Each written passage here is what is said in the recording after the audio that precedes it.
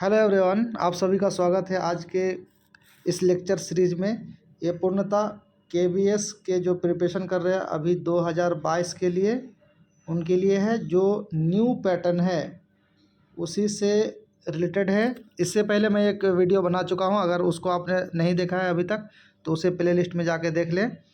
चूँकि वो पार्ट 1 है, ये पार्ट 2 है। इससे पहले का क्वेश्चन उसमें हमने डिस्कशन किया ऑलरेडी, और ये बिल्कुल फ्री ऑफ कॉस्ट है। आप इसे स्किप बिल्कुल ना करें, पूरा देखें। ये चैप्टर हमारा कवर होगा pedagogy of perspective on education leadership पे, और इस सब्जेक्ट का कम ही वीडियोज़ आपको यूट्यूब में मिलेगा। इसका हम जो VVI MCQs है उसका डिस्कशन इस वीडियो में करेंगे, उसका डिटेल भी देखेंगे और डिस्कशन करेंगे। ये आपके लिए बहुत ही उपयोगी होगा। चलिए अंत तक इस वीडियो को देखिए। पहला क्वेश्चन आज देखते हैं हम लीडरशिप के बारे में। करा संगठन प्रक्रिया के बाद गुणवत्ता नियंत्रण की आवश्यकता को समाप्त करेगा, यह किसने प्रस्तावित किया था? ऑप्शन आपके सामने है। सही आंसर होगा पोकायोक ने।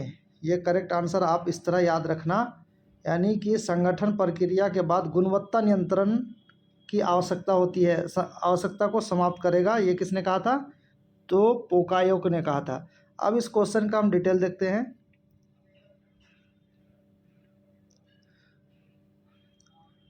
पोकायोक विधि क्या है? गुणवत्ता नियंत्रण के बिना गुणवत्ता का आश्वासन। पोकायोक विधि जापानी में अर्थ योकुरु रोक पोका, गलती बराबर गलती, यानी मान। इसका अर्थ होता है, ये जापानी है और इसको होता है योकारू बराबर रोक होता है, पोकारो बराबर गलती, यानी मानव त्रुटियों को विचलित करने के और कार्यकर्ता की असावधानी का उपयोग करने को से रोकने के लिए एक विधि है। इसको पोकायोक कहते हैं। शब्द पोकायोक का 1960 ईस्वी के दशक में टोयोटा के एक औद्योगिक इंजीनियर शिगियो शिंगो द्वारा लागू किया गया था, जिसे शून्य गुणवत्ता नियंत्रण के क्षेत्र में अग्रणी माना जाता है। सबसे पहले इस विधि का उपयोग करने से संगठन में नई प्रक्रियाएं और नए कार्यकर्ता सक्षम होंगे। पहले से ही सही ढंग से कार्य करेंगे। इस प्रकार गलतियों और प्रशिक्षणों के घटते खर्च, और दूसरे इस पद्धति का उपयोग निरंतर सुधार संस्कृति के साथ पूरी तरह से फिट बैठता है, जो दुबला प्रबंधन शस्त्रागार का एक हिस्सा है। फ्रेंड्स, आप लोग को मैं एक बात कहना चाहूँगा कि ये जो डिस्कशन हो रहा, डिटेल आप देख रहे हैं, जो मैंने MCQs बनाए हैं उस MCQs में तो डायरेक्ट क्वेश्चन हिट करेगा ही। बाकी जो आप ये डिटेल देख रहे हो, इसमें से भी किधर से भी वो क्वेश्चन बना सकता है। आप इसको ध्यान से सुने तो आपको दूसरी तरह से भी अगर MCQs बने तो आपका शॉर्ट हो जाए। इसके शीर्ष पर इस विधि का उपयोग करने से उत्पाद की गुणवत्ता और विश्वसनीयता और विभिन्न प्रक्रिया में काफ़ी सुधार हो सकता है। पोकायोक के कुछ स्तर हैं, अब वो स्तर क्या है उसको भी देख लेते हैं। पोकायोक के स्तर ये है कि चेतावनी, पहला क्या है? चेतावनी, पूर्व निर्देश, संकेत और प्रलेखन, प्रकटीकरण जिसको एक सही गलत कार्रवाई का संकेत, ओके, सुधार, हम त्रुटि के बाद जो सुधार करते हैं, रोकथाम, त्रुटि होने के पहले स्वतः क्रिया या सक्रिय संकेत जैसे मोबिलिए, प्रतिरक्षा जहां एक त्रुटि उत्पन्न होना असंभव है, उदाहरण के लिए USB Type-C केवल दोनों पक्षों को जोड़ता है। ओके, तो अंत में पोकायोक विधि जो है ना, दुबला प्रबंधन क्षेत्र में सबसे महत्वपूर्ण और प्रभावशाली कार्य विधियों में से एक है। विधि गुणवत्ता नियंत्रण लागत को प्रभावी ढंग से कम करते हुए उच्च गुणवत्ता वाले उत्पादन को सुनिश्चित करना संभव बनाती है। ये पोकायोक आप याद रखना, ये VVI क्वेश्चन है, बार बार पूछा जाता है। कुछ एडिशनल इन्फॉर्मेशन इसके बारे में मैं दे दूं। CK प्रहलाद जो है, ये क्या है? प्रहलाद ने अपनी पुस्तक शुरू की the Fortune at the pyramid of the pyramid. इसको आप याद रखना, the Fortune at the pyramid of the pyramid. किसने लिखा था? तो प्रहलाद ने लिखा था। एक सरल, अभी तक क्रांतिकारी प्रस्ताव के साथ, यदि हम गरीबों को पीड़ित या बोझ के रूप में सोचना बंद कर देते हैं और उन्हें लचीला और रचनात्मक उद्यमियों और मूल्य जागरूक उपभोक्ताओं के रूप में पहचानना शुरू करते हैं अवसर की एक नई दुनिया खुल जाएगी। वह अपनी पीढ़ी के सबसे रचनात्मक प्रबंधन विचारक थे। कौन? प्रहलाद। उन्होंने दो बड़े विषय व्यापार रणनीति और आर्थिक विकास पर सोच में क्रांति ला दी और एक तीसरे नवाचार के लिए एक महत्वपूर्ण योगदान दिया। वाल्टर शोहार्ट क्या है? वाल्टर शोहार्ट, इसके बारे में हमने एमसीक्यू में देखा है। वाल्टर शोहार्ट, इन्होंने नियंत्रण चार्ट के लिए जाना जाता है। नियंत्रण चार्ट के सांख्यिकीय प्रक्रिया, नियंत्रण, एसपीसी और आधुनिक गुणवत्ता सुधार प्रथाओं की नींव रखी है। देखो इसको ना, इस सबको ऐसे भरभले आप सुन लीजिए, कम से कम एग्ज़ाम में अगर ऑप्शन आए तो वाल्टर शोहार्ट ने क्या कहा था उसको आप एमसीक्यूज़ में ले सकते हो। प्रहलाद ने क्या कहा था, उनका थीम क्या था, तो आप एमसीक्यूज़ में देखते ही पट से मार दोगे, इसलिए आप ध्यान से सुनना। इसने जो है ना नियंत्रण चार्ट को शोहार्ट चार्ट भी कहते हैं। वाल्टर ए शोहार्ट के बाद के रूप में भी जाना जाता है। शोहार्ट ने भिन्नता के कारणों को उचित कारण और संयोग कारण के रूप में वर्गीकृत किया था। किसने? वाल्टर शोहार्ट ने। ओके, वाल्टर शोहार्ट के बारे में और कुछ देख लेते हैं। इन्हें नियंत्रण चार्ट के लिए जाना जाता है। किसे? वाल्टर शोहार्ट को। नियंत्रण चार्ट के सांख्यिकीय प्रक्रिया, नियंत्रण और आधुनिक गुणवत्ता सुधार प्रथाओं की नींव रखी, जिसमें 6 सिग्मा भी शामिल है। ये 6 सिग्मा किसके द्वारा? यही वाल्टर शोहार्ट के द्वारा। ओके, नियंत्रण चार्ट को शोहार्ट चार्ट, वाल्टर शोहार्ट के बाद के रूप में भी जाना जाता है। शोहार्ट के भिन्नता के कारण को उचित कारण और संयोग कारण के रूप में वर्गीकृत किया है, जो हमने पीछे भी देखा। पीडीसीए चक्र, plan do check act. PDCA check किसको कहते हैं? प्लान डू चेक एक्ट के मूल संस्थापक वाल्टर ए शोहार्ट है। इसको भी आया है, ये आप इसको याद कर लेना। वाल्टर शोहार्ट ने ना प्लान डू चेक एक्ट का नीति से नहीं दिया था। एडवर्ड्स डेमिंग ने प्रक्रिया सुधार के लिए पीडीसीए चक्र के उपयोग को बढ़ावा दिया और बाद में इसे पीडीसीए चक्र, प्लान डू स्टडी एक्ट में बदल दिया। ओके, तो ये सारी चीज़ आपको याद रहना चाहिए। नेक्स्ट क्वेश्चन, हमारा 7वां क्वेश्चन है, ये एजुकेशनल लीडरशिप के ऊपर, कि एक बच्चे में नेतृत्व गुणों का विकास इसलिए होता है ताकि वे, इसमें ऑप्शन है, आप देखो, नेतृत्व गुणों का विकास क्यों होता है? भविष्य में एक नेता बन सके, व्यक्तित्व विकसित कर सके, या फिर मित्रता की भावना को बढ़ा सके, या ज्ञात नहीं। सही आंसर होगा इसका व्यक्तित्व विकसित कर सके। ओके, नेतृत्व गुणों का विकास किस लिए होता है? ताकि वो व्यक्तित्व विकसित कर सके। इसका डिटेल देखते हैं हम। शैक्षिक संस्थानों का प्राथमिक उद्देश्य छात्रों को शैक्षणिक शिक्षा प्रदान करना है ताकि ये सुनिश्चित किया जा सके कि वे अपने व्यक्तिगत और व्यावसायिक लक्ष्यों को प्राप्त करने में सक्षम है। शैक्षणिक शिक्षा के अलावा छात्रों के लिए आपस में नेतृत्व कौशल विकसित करना आवश्यक है। प्रमुख बिंदु इसका अगर देखें हम, तो नेतृत्व जीवन के सभी पहलुओं का अभिन्न अंग है। ओके, अपने कार्यों और गतिविधियों को सुव्यवस्थित विधि से करने के लिए, दूसरे को सही दिशा में मार्गदर्शन और नेतृत्व करने के लिए, एक और स्वयं समुदाय की भलाई को बढ़ावा देने के लिए व्यक्तियों के लिए नेतृत्व कौशल विकसित करना महत्वपूर्ण है। ये तो हम सभी को पता है। शैक्षणिक लक्ष्यों की प्राप्ति के अलावा छात्रों में व्यक्तित्व विकास लाने की आंतरिक इच्छा होनी चाहिए और स्वयं नेतृत्व कौशल विकसित कर सकते हैं। जब कोई आत्म विकास पर ध्यान केंद्रित कर रहा हो तो कई पहलू पर ध्यान देने की आवश्यकता। इसलिए हम ये निष्कर्ष निकाल सकते हैं कि एक बच्चे में नेतृत्व गुणों का विकास इसलिए होता है ताकि वह व्यक्तित्व विकसित कर सके। ओके, इस चीज़ को आप ध्यान में रखना। नेक्स्ट क्वेश्चन देखते हैं, हमारा ये 8वां नंबर क्वेश्चन है। इसमें सूची मिलान करना है आपको। नीचे दी गई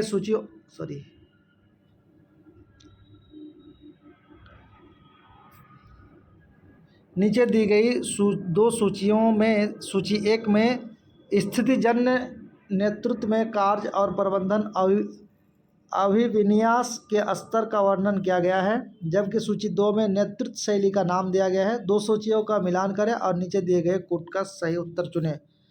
वीडियो पॉज करके आप इसको मिलान कर सकते हैं। दिखता होगा कि नहीं आपको? मेरे ख्याल से दिख रहा होगा। आप थोड़ा सा क्वालिटी बढ़ा लें अपने वीडियो का। कार्य और प्रबंधन अविन्यास का स्तर, नेतृत्व शैली का नाम, ये ऊपर में दिया गया है। अब इसको आप ABCD में मिलाना है।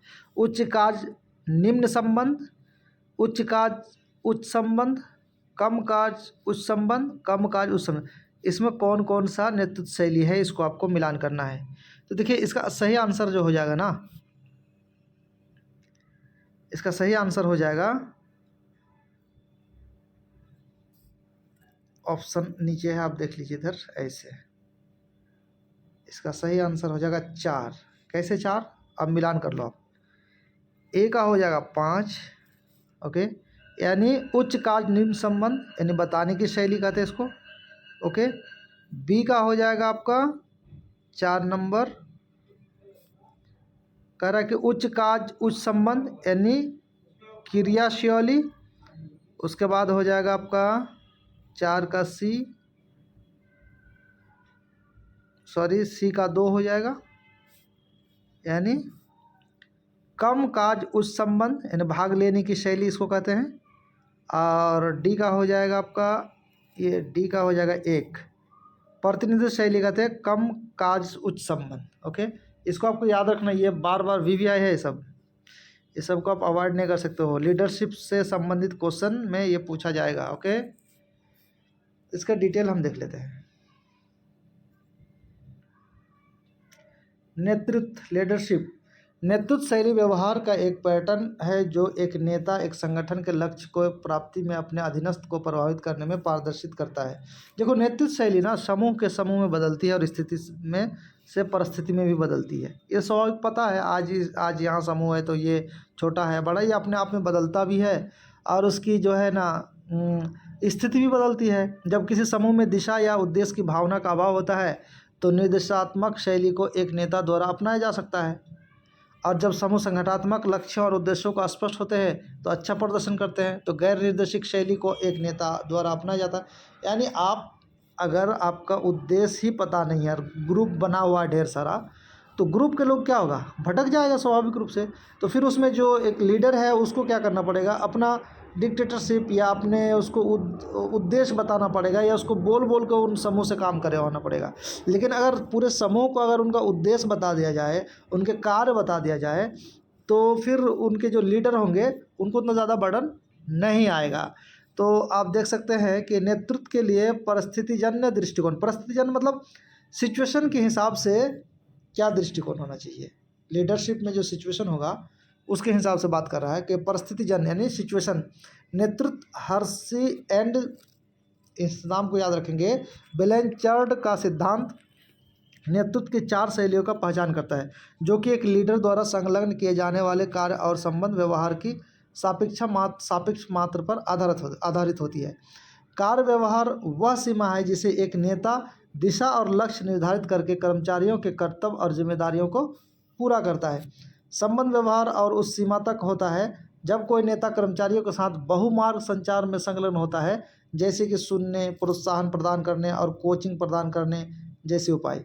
इस प्रकार हर्सी और बल्चार्ड द्वारा पहचानी गई नेतृत्व की 4 शैलियाँ हैं, और वो 4 शैलियाँ क्या है आप बता सकते हैं, इसको आप देख लें। बताने की शैली, बिक्री शैली और भाग लेने की शैली, और एक होता है प्रतिनिधित्व शैली।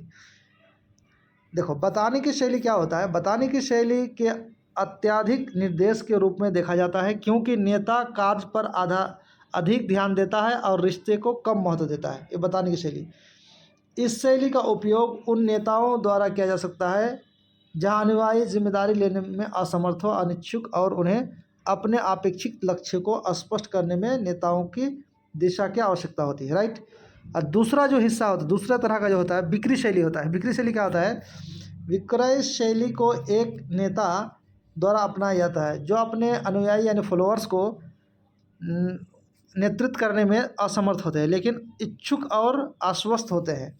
ऐसी परिस्थिति में नेता कार्य और संबंध दोनों में प्रति उच्च अभिविन्यास प्रदर्शित करते हैं। बेचने की शैली भी बहुत ही निर्देशात्मक लेकिन अधिक प्रेरक और मार्गदर्शक तरीके से होते हैं।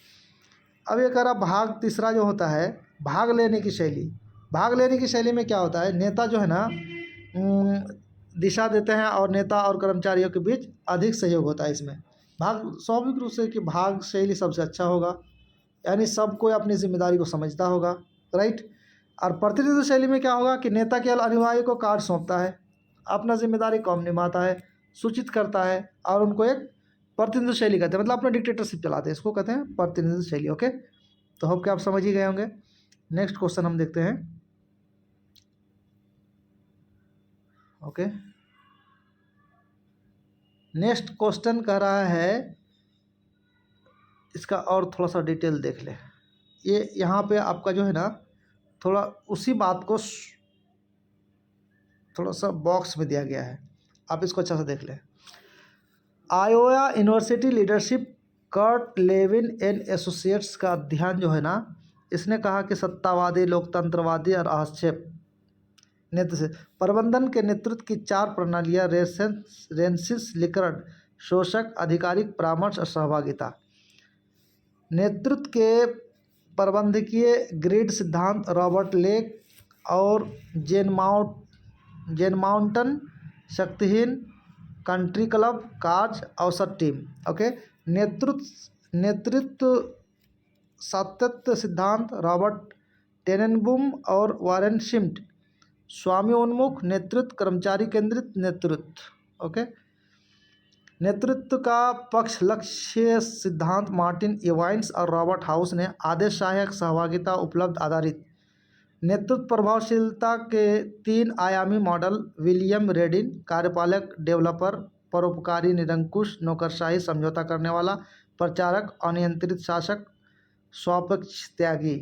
नेतृत्व सहभागिता मॉडल विक्टर बूम और फिलिप एटेट ने दिया है, और इसने कहा कि सत्तावादी परामर्श का सहभागिता, इसने ये कंसेप्ट दिया। नेतृत्व के लिए व्यावसायिक दृष्टिकोण, ये पॉल हर्सी ने दिया है। इसने कहा कि कहना, बेचना, भागीदारी सौंपना, ये पॉल हर्सी जो हमने पिछले स्लाइड में जिसका डिस्कशन किया। ओके, अब देखते हैं हमारा अगला क्वेश्चन की ओर। निम्नलिखित में से कौन सा शील गुण समूह प्रभावी नेतृत्व के लिए सबसे उपयुक्त है? शील गुण समूह, ये सबको याद रखना आप। तो शील गुण समूह के लिए जो सबसे ज़्यादा उपयोगी है वो है उपलब्धि अभियान, आत्मविश्वास और प्रतिभा।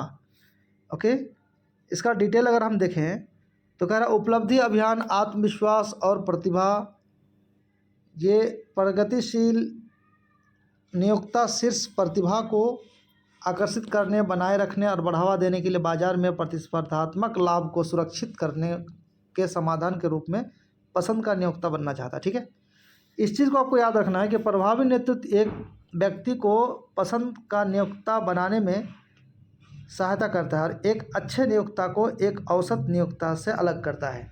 प्रभावी नेताओं की शील गुण क्या है? सत्यनिष्ठ, निर्भरता, ड्राइव।